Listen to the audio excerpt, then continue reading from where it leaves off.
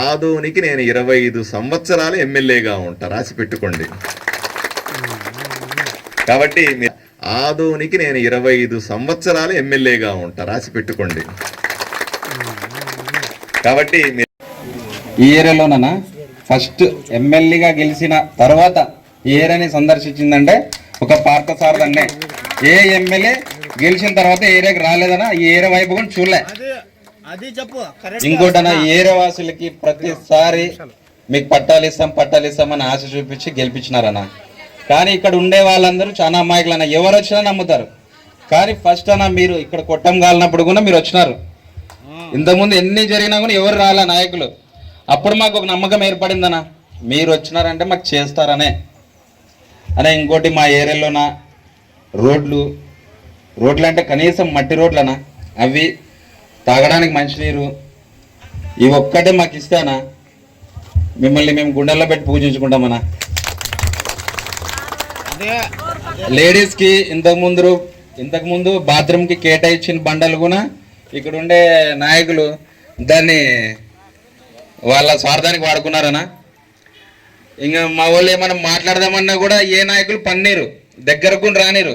కనీసం ఇప్పుడు మీ ఇంటి వరకైనా వచ్చానా మీ గడపన తొక్కుతున్నారు. ఇంతకుముందు ఎవరు గడప తొక్కాలన్నా కూడా ఒకరు పర్మిషన్ కావాలా. ఇప్పుడు మీరు వచ్చినప్పటి నుంచి అట్లాంటిది ఏం లేదన్నా, ఏ నాయకులతో అవసరం లేదు, డైరెక్ట్ మీ ఇంటికి వచ్చి మిమ్మల్ని కలిసే భాగ్యం మాకు ఉందన్నా. మా ఏరియాలో కొంతమంది పింఛన్లతో బాధపడుతున్నారా, ఏ నాయకులు పట్టించుకోవడం లేదన్నా. దయచేసి మా ఏరియా మీద మీరు కొద్దిగా దయ చూపాలని అడుగుతున్నామన్నా. అన్నా నమస్తే. మా ఏరియాకి పట్టలు లేవు, 35 ఏళ్ళు అయింది. ఎవరు వచ్చినా మమ్మల్ని వాడుకుంటారు కానీ మాకు పట్ట ఇచ్చి ఇది చేసిన వాళ్ళు. మీరు మాకు ఈడే పట్ట ఇప్పిస్తే గుడిలో గుండె కట్టుకుని పూజ చేస్తాము. పట్ట కావాలా మాకు. అందరు పోయినారు, పెద్దోళ్ళు పోయినారు, చిన్నోళ్ళు పోయినారు, అందరూ. మేము కూడా పోయేకి రెడీ అయినా. అందుకే మాకి పట్ట కావాలా, మెయిన్ పట్ట కావాలి. పట్ట అయినాక మాకు ఏదైనా కానీ గవర్నమెంట్ నుండి రూమ్ శాంక్షన్ చేసినా మాకు సంతోషం. కొట్టుకొస్తుంది చెప్పుకుంటే ఏడుకొస్తుంది, అట్లా అవుతుంది మాకు. 35 ఏళ్ళ నుండి పాముల్లో తేళ్ళు అంతా పోర్లాడి విసుకుపోయినాము, అలసిపోయినాం మేము. ఇక్కడ పని చేయాలా, ఇక్కడ ఇది పరిస్థితి చూసుకోవాలా, చాలా అలసిపోయినాం మేము. ఎవరు చేసినా మాకి పట్ట ఇవ్వడం లేదు. ఎందుకు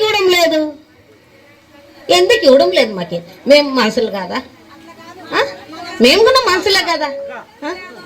ప్రతి ఒక్క నాయకుడు వచ్చినా మాకి పట్టనే ఇవ్వడం లేదు. మనం ఏం చేయాలి?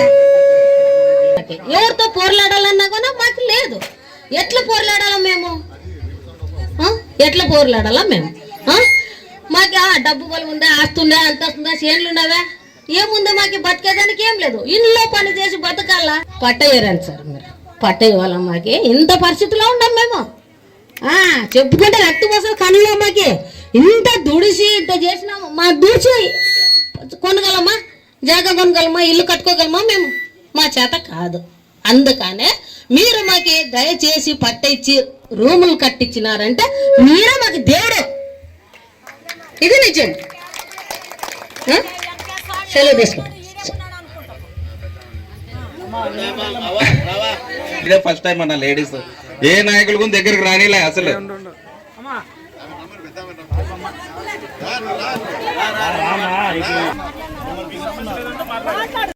ఏర్పాటు చేయడం జరిగింది భారత ప్రభుత్వం. ఆ లోకూర్ కమిషన్ ముఖ్య ఉద్దేశం ఏమంటే ఎస్సీలో ఎస్సీలు, ఎస్టీలో ఏమైనా అసమానతలు ఉంటే ఆ అసమానతలను తొలగించడానికి రాజ్యాంగ సవరణ చేసుకోవచ్చని ఆ రోజు 1940 సంవత్సరంలో లోకూర్ కమిషన్ ఏర్పాటు చేయడం జరిగింది. అదేవిధంగా స్వతంత్రం వచ్చినప్పటి నుంచి కొన్ని సంవత్సరాల వరకు 1970లోనే ఈ వర్గీకరణ ఉద్యమానికి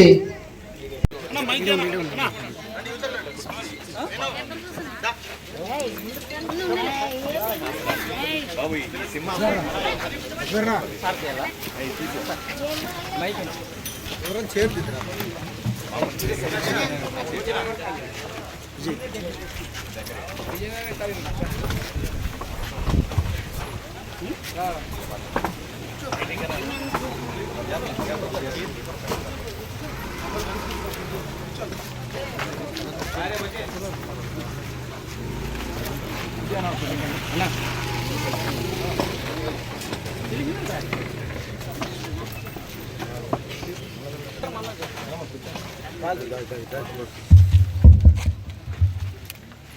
ఏరియా వాళ్ళు మీకోసం ప్రేమతో ఉంచారన్న చేయరు.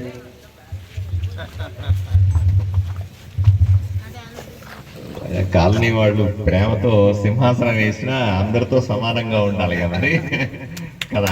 అదే కదా సామాజిక న్యాయం అంటే. నాకు సింహాసనం వేసి వాళ్ళు మామూలు కుర్చీలో పెట్టడం కరెక్ట్ కాదు. అందరూ ఒక దగ్గర కూర్చుంటాం, ఒక రకంగా పనిచేస్తాం.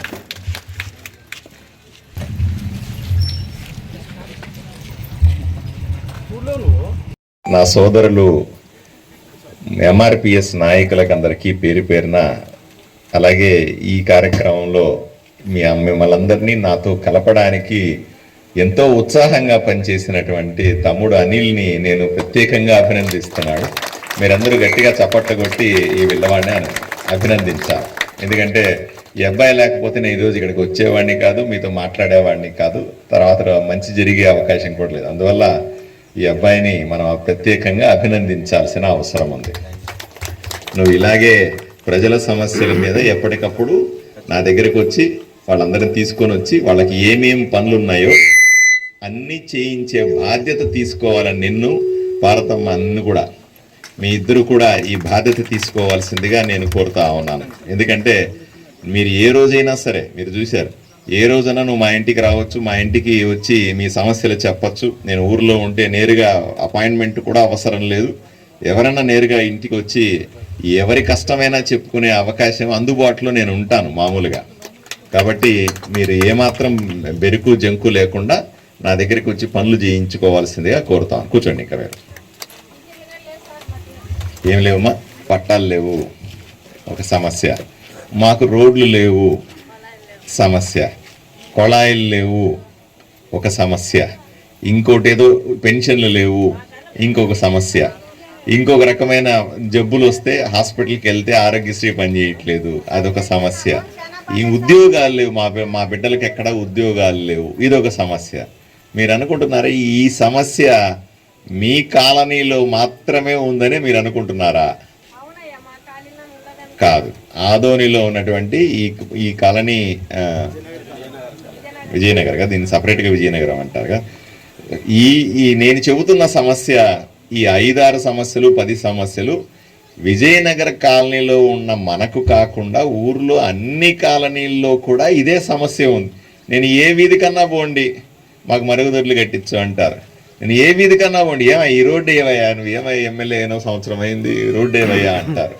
ఇంకో చోటుకు పోతే కాలువలు, నాకు కొళాయి, మా ఇంటికి కొళాయి లేదు, నీళ్ళే రావట్లేదు అని అంటారు.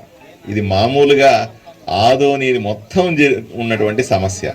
ఇది ఈరోజే వచ్చింది ఆ సమస్య అంటే కాదు, పార్వతమ్మ చిన్నప్పటి నుంచి ఉంటుంది ఈ సమస్య, అంతేనా? 20-30 సంవత్సరాలుగా ఆదోనిలో ఉన్నటువంటి అన్ని కాలనీల్లో ఉన్న సమస్యనే ఈరోజు మీరు నాకు చెప్తా ఉన్నారు. నేను ఎన్నికల్లో కూడా చెప్పాను, నాకు అవకాశం ఇస్తే నేను వీలైనన్ని పనులు చేసి పెడతాను, మీకు వీలైనన్ని కాలనీల్లో రోడ్లు వేస్తాను, వీలైనన్ని ఇళ్ళకి నీళ్లు కనెక్షన్లు ఇస్తాను అని చెప్పి మీరందరూ కూడా ఓట్లు వేసినారు. మీకు తెలుసో తెలీదో, నాకు మీరందరూ కూడా ఆశీర్వదిస్తేనే ఈ పోస్ట్ వచ్చింది తప్ప నేను ఎమ్మెల్యే అయినాను తప్ప నేను నేరుగా ఎమ్మెల్యే ఎలా అవుతాను? ఎక్కడో ఉన్నవాడిని ఈ రోజైనా మీతో మాట్లాడుతూ ఉన్నా. ఒకప్పుడు ఎలక్షన్లో నిలబడినప్పుడు నాకు ముక్కు మొహం తెలియని వాడిని, ఎక్కడి నుంచో వచ్చినాను, నిలబడినాను, మీ అందరికీ చేతులెత్తి దండం పెట్టి నాకు ఓటేయండి అంటే నమ్మి ఓటేసి మీ కాలనీలో మీ బూత్లోనే నాకు 285 ఓట్ల మెజారిటీకి ఇచ్చి గెలిపించినారు. కాబట్టి నేను మీ రుణం కూడా తీర్చుకోవాలి. మీరు ఓట్లేసి గెలిపిస్తే కదా ఎమ్మెల్యే అయినా నేను. కాబట్టి మీ రుణం తీర్చుకోవాల్సిన అవసరం కూడా ఉంది. కాబట్టి ఎటువంటి ఇబ్బంది లేదు, 100% మీ పనులన్నీ చేసి పెట్టడానికే నేను ఎమ్మెల్యే తప్ప నాకు వేరే ఏం పని లేదు ఈ ఊర్లో. నాకేం వ్యాపారాలు లేవు, ఇంకోటి లేవు. కానీ నేను ఎమ్మెల్యే అయిన తర్వాత కూడా చెప్తాను చూడు, నేను ఎమ్మెల్యే అయిన తర్వాత సుమారుగా 70 రోడ్లు వేసినాను. ఎన్ని రోడ్లు వేసాను? 70 రోడ్లు వేసాను. ఊర్లో ఎన్ని మొత్తం కలిపి రోడ్లు ఎన్ని ఉంటాయి? 1000-2000 రోడ్లు ఉంటాయి, అవునా? 1000-2000 రోడ్లు 70 కనపడతాయా? వెంటనే కనిపించవు. నేను అక్కడ రోడ్డు వేసాను, ఇక్కడ రోడ్డు వేసాను, ఇక్కడ రోడ్డు వేసాను అని చెబితే ఆ 70 రోడ్లు ఎక్కడ వేసినామో కనిపించవు. అక్కడ ఉంటాయి రోడ్లు మాత్రం. కానీ ఈ 1000, 1500, 2000 రోడ్లు అయితేనే ఊరంతా రోడ్లు వేసినట్టుగా. అవునా? పోనీ వచ్చిన తర్వాత కొన్ని కనెక్షన్లు ఇచ్చి ఉంటాం, కుళాయి కనెక్షన్లు 500 మందికో 1000 మందికో కనెక్షన్లు ఇచ్చి ఉంటాం. కానీ ఊర్లో 2 లక్షల మందికి కుళాయి కనెక్షన్ లేదు. ఎంతమందికి?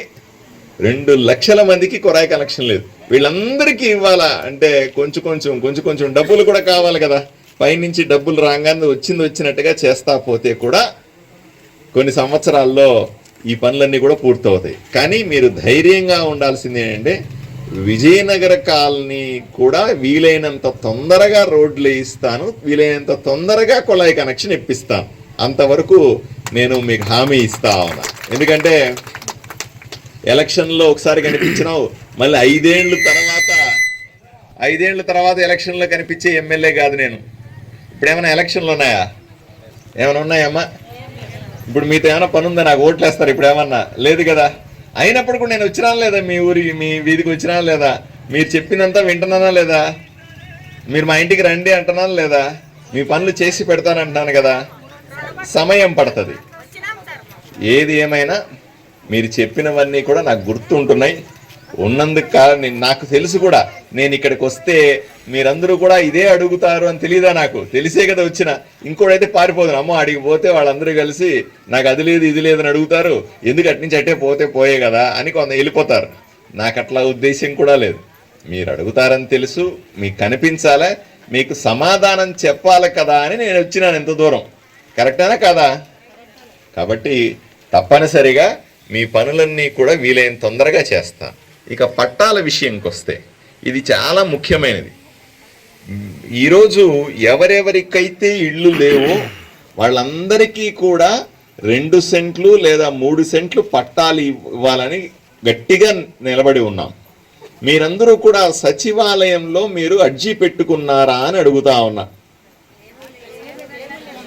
ఈరోజు మీరేం చేస్తారంటే మీ ఇద్దరు కూడా బాధ్యత తీసుకొని ఎవరెవరికైతే ఇక్కడ విజయనగర కాలంలో పట్టాలు లేవో వాళ్ళందరి దగ్గర లిస్ట్ రాసుకొని అందరి దగ్గర అర్జీలు తీసుకుని నా దగ్గరికి పట్టుకురావాలా.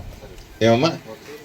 మళ్ళీ ఉండకూడదు. మళ్ళీ నేను ఒకసారి వచ్చినప్పుడు అర్జీలు ఇవ్వలేదు అనడానికి వీల్లేదు. మీరే ఇల్లు తిరిగి ఎవరెవరికైతే పట్టాలు లేవో మీరందరూ కూడా పేపర్ మీద అర్జీ రాసియాల. రాసిస్తే 1-2 నెలల లోపల ఎక్కడ వీలైతే, ఇక్కడ ప్రభుత్వ స్థలం ఉందనుకో, భూమి కావాలి కదా పట్టా ఇవ్వాలంటే, ఇక్కడ ఉంటే ఇక్కడ ఇస్తాను, లేదా ఎక్కడ వీలైతే ఎక్కడ ఖాళీ జాగా ఉంటే అక్కడ పట్టాలు ఇప్పించేస్తాను. మీరు వెళ్ళడానికి సిద్ధంగా ఉండాలి. అర్థమైనా? ఇక్కడ ఖాళీ జాగా ఉంటే ఇక్కడే ఇప్పిస్తాను. అర్థమైనా?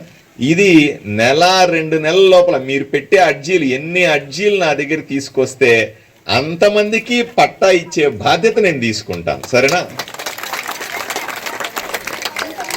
మీ ఇంక లేట్ నాదేం లేట్ లేదు. లేట్ ఎవరి దగ్గర ఉంది? ఎవరి దగ్గర ఉందమ్మా? మీ దగ్గరే లేట్ ఉంది. నేను పట్టాలు లేని వాళ్ళకందరికీ పట్టాలు ఇస్తాను, మీరందరూ సచివాలయానికి పోయి అప్లై చేయండి అని 2 నెలల నుంచి ఆడ చెప్తానే ఉన్నా. మీ దగ్గర దాకా రాలేదేమో, మీరు వినలేదేమో. అందువల్ల మీరు కొంతమంది ఇచ్చినారా? మరి అందరికి ఇచ్చేయాల్సిందే కదా. ఎందుకు కొంతమంది ఇచ్చినారు? ఇచ్చేయాలా? ఇచ్చేస్తారా? లేదు, దూరం పెట్టనమ్మా, ఖాళీ జాగా కావాలి.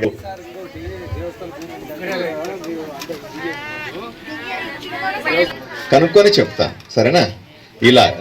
ఇక రెండవ విషయానికి వస్తే, ఈ కొలాయిలు రోడ్లు అన్నవి కూడా మీరు అర్జీలు ఇవ్వండి. ఒక్కొక్క రోడ్డే వేయిస్తాను. అన్ని రోడ్లు ఒకేసారి వేయలేం, సాధ్యం కాదు. ఒక్కొక్క రోడ్డు, మెయిన్ రోడ్లు ఇప్పుడు పూర్తి చేస్తా ఉన్నాం. కొంచెం లోపలికి వచ్చిన తర్వాత ఇంకో సమస్య, ఒక్కొక్క సమస్యనే తీర్చగలం. అన్ని సమస్యల్ని ఒకే రోజు తీర్చేస్తే నా దగ్గర మంత్రదండం ఉంటుందా?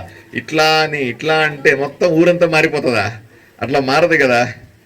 20-30 సంవత్సరాలుగా ఉన్నటువంటి మీ సమస్యల్ని నేను సంవత్సరం 2 ఏళ్ళు 3 ఏళ్ళు తీర్చగలుగుతానా? టైం పడుతుంది. నాకు కూడా సమయం ఇవ్వాలి కదా. నాకు 5 సంవత్సరాలు మీరు ఓటేసి గెలిపించినారు. 5 సంవత్సరాల్లో సగం పనులు పూర్తి చేస్తాను. మళ్ళీ అప్పుడు వచ్చి ఓటు అడుగుతాను. మళ్ళీ మీరు ఓటేస్తారు, మళ్ళీ 5 సంవత్సరాలు ఇంకొన్ని సగం సమస్యలు తీరుస్తాను. అట్లాగా నేను ఎమ్మెల్యేగా మీరు ఆశీర్వదిస్తూ ఉంటారు. నేను ఇలా చేస్తూ పొంగ ఆదోనికి నేను 25 సంవత్సరాలు ఎమ్మెల్యేగా ఉంటా, రాసి పెట్టుకోండి. కాబట్టి మీరు పైకి రా పడతామా, ఏం కాదు, ఆ మొబైల్ తీసుకోవాలి, ఇట్లా కూర్చో తల్లి, నా కుర్చీలో కూర్చోమ్మా నువ్వు.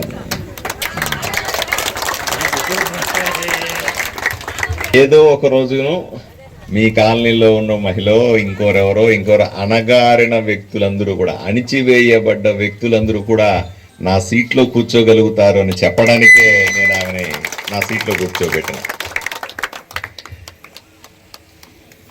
ఏదైనా సరే ఈరోజు ఈ కార్యక్రమాన్ని